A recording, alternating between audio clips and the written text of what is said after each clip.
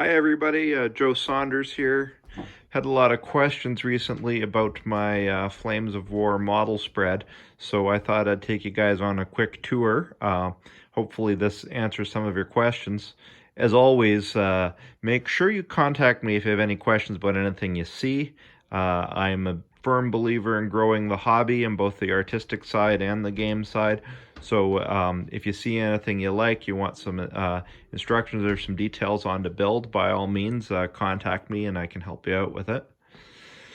So the board itself is built on 2x4 sections of plywood that are butted one up against each other, so they can be swapped around to change the layout if you want some variety.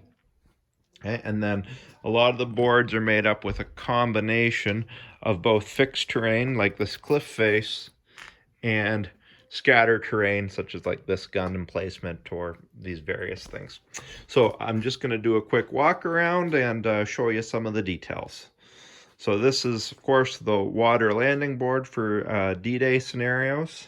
Okay, it's just built on insulation foam on top of plywood sheets.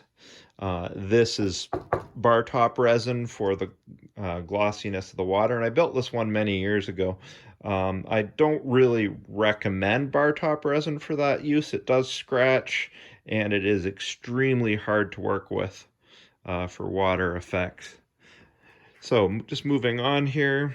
So our seawall, I got some gun emplacements. I can swap this all out if I need to for other scenarios, if we want to do like a proper D-Day scenario. So here's a V1 rocket emplacement. The V1 rocket is from the Hit the Beach core set.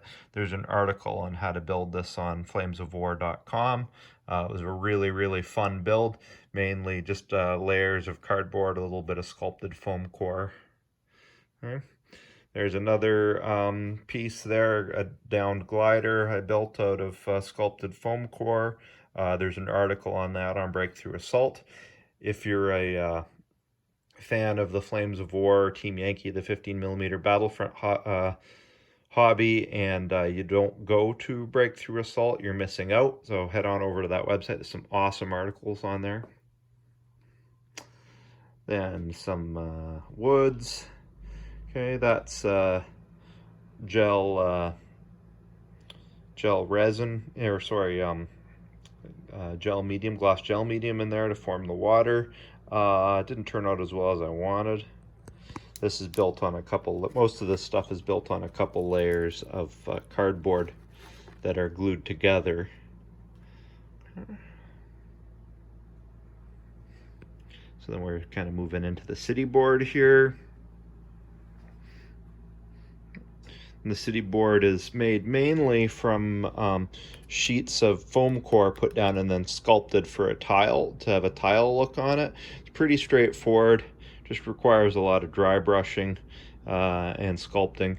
The worst part is if you're like me and you insist on lining in everything you do, taking the black ink to each of these cracks.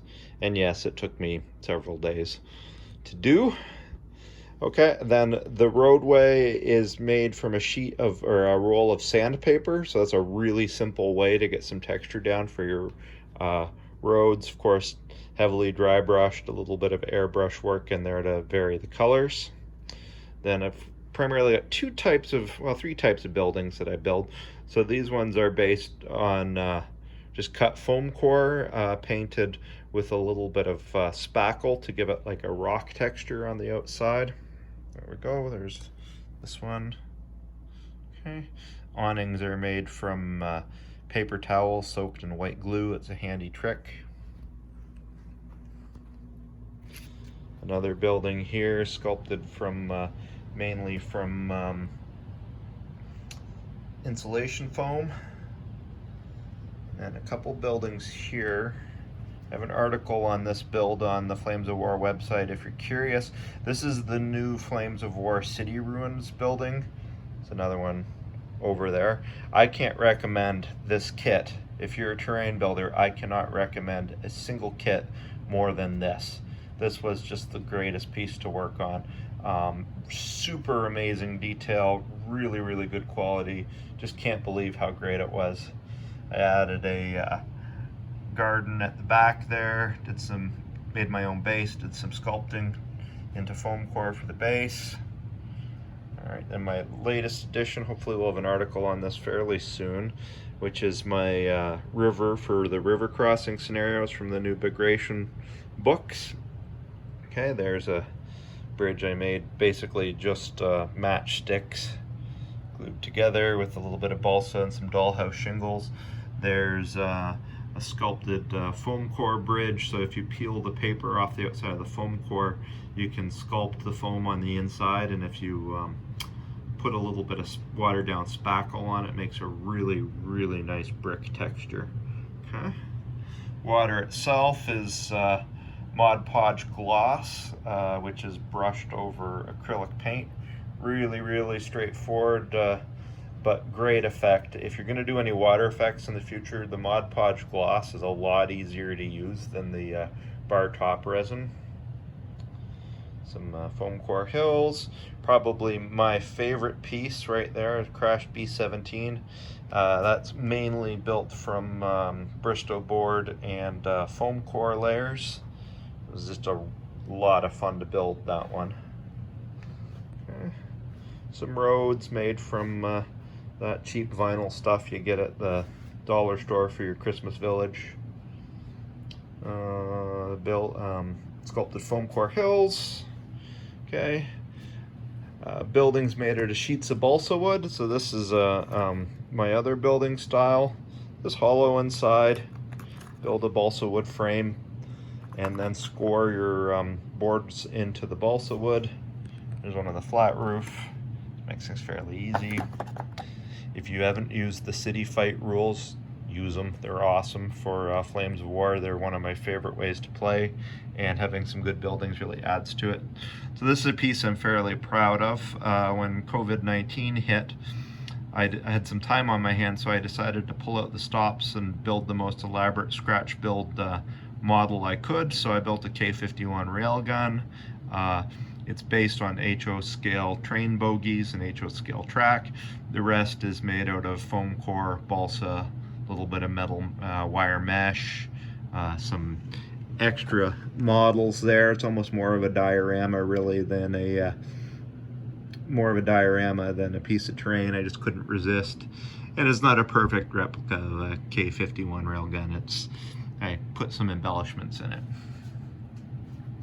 Okay, wing from that bomber over there.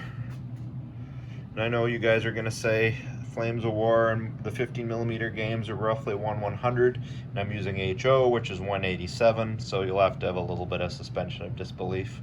When I do get a hold of some 1/100 railway parts, I'll go swap it out, but right now I'm just settling for HO. There is a metal bridge.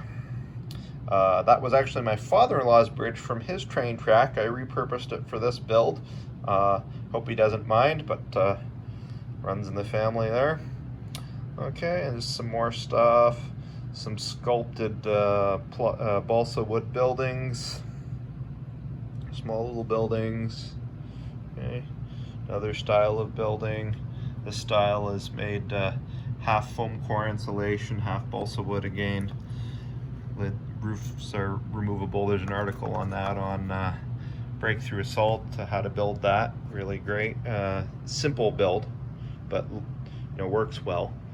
Okay, and then another foam core sculpted building with some spackle compound, joint compound on the outside to add texture. Craters, water effects inside are done with self-leveling gloss gel medium. Some bushes, trees are based on bamboo skewers. Sculpted hill, primarily that would be insulation foam. And then right back to the waterfront. So that's the tour. If you have any questions at all, there are more. I've got a fair amount of scenery that I've didn't put on the board, but that's most of it. So if you've got any questions at all, just let me know. I'd be happy to give you some details or close-up shots of anything you see. If you have any questions for your own projects, don't hesitate to contact me at all. All right, everybody, have a good day. We'll see ya.